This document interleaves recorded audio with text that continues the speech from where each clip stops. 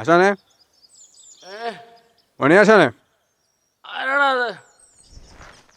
വാതിലടച്ചിട്ടില്ല, കേറിപ്പോരെ.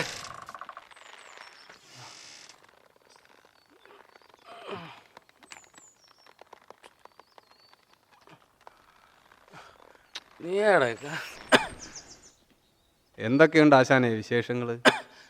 എനിക്കങ്ങോട്ട് മനസ്സിലായില്ല.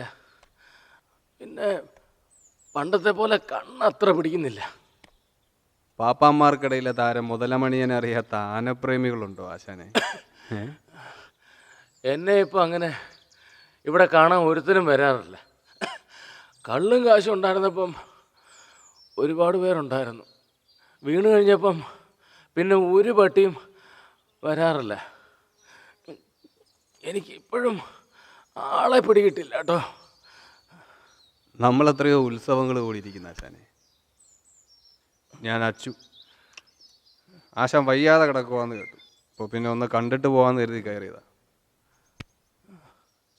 ആരുമില്ലെന്ന് പറയാൻ പറ്റില്ലല്ലോ ആശാനെ. ലതികേച്ചി ഉള്ളം കയ്യിൽ വെച്ചല്ലേ കൊണ്ടു കിടക്കുന്നത്. ഉള്ളം കൈ ഇപ്പം ഇവളുടെയൊക്കെ ചൊൽപ്പടിക്ക് നിൽക്കേണ്ട അവസ്ഥയായി.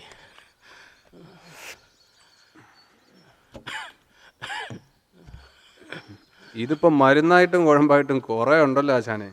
ആ, തളർന്നു പോയതാ ശരീരം. കുറേ ചികിത്സിച്ചു. ഇപ്പം കഷ്ടിച്ച് ശരീരം അനക്കാവുന്നായി. പക്ഷേ ഈ കാലിലെ മുറിവ് അതാണ് കഷ്ടപ്പെടുത്തുന്നത്. പറയണമെന്നില്ല, എനിക്ക് മനസ്സിലാക്കാൻ പറ്റും. വേദന തീരെ സഹിക്കാൻ പറ്റുന്നില്ലല്ലേ.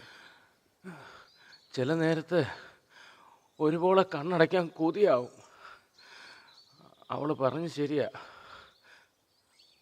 അത്രയ്ക്ക് ഞാൻ ചെയ്തു കൂട്ടിയിട്ടുണ്ട് അവളോടും നന്ദനോടും.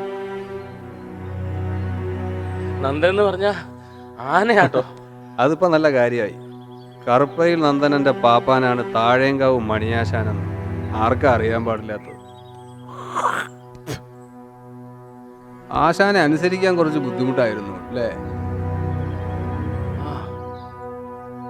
നാഗലത്ത് രഘുരാമൻ നായരോടുള്ള അടുപ്പമൊന്നും അവൻ എന്നോടില്ലായിരുന്നു. എന്റെ ചട്ടത്തിൽ നിൽക്കില്ല എന്ന് അവന് ഭയങ്കര വാശിയായിരുന്നു. അപ്പൊ എനിക്കും വാശി. എന്റെ കളിയല്ലേ. ഞാനൊരു കാര്യം തീരുമാനിച്ച എനിക്കത് അപ്പം നടക്കണം.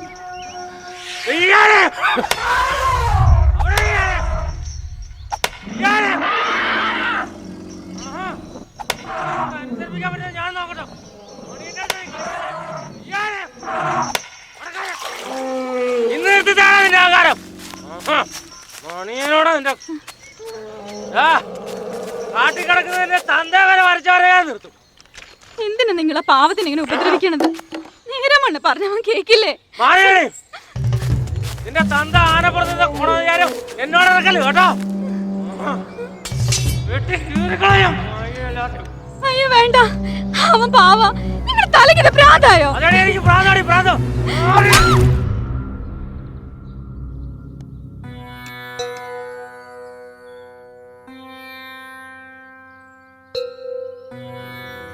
ഇതേപോലെ ആനയെടുത്ത് പണിവെക്കാൻ മണിയെ കിടത്തില്ല. മണിയെ പിടിച്ചാ പിടിവിടത്തില്ലടി. ആനയാണേലും ആനാണേലും. അതുകൊണ്ടാണ് എന്നെ മുതലാളി വിളിക്കുന്നത്.